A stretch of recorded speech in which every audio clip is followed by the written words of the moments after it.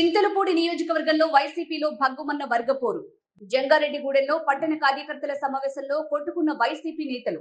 Chintalapudi AMC director Ravikumar చెంపపై కొట్టిన పారిజాతగిరి ఆలయ chairman Radhakrishna. ఇటీవల జంగారెడ్డిగూడెంలో ఎంపీ ఎమ్మెల్యే అభ్యర్థుల పర్యటన విషయంలో ఇద్దరి మధ్య తలెత్తిన వివాదం. నేడు సమావేశంలో ఒకరినొకరు ఎదురుపడటంతో తిట్టుకున్న నేతలు.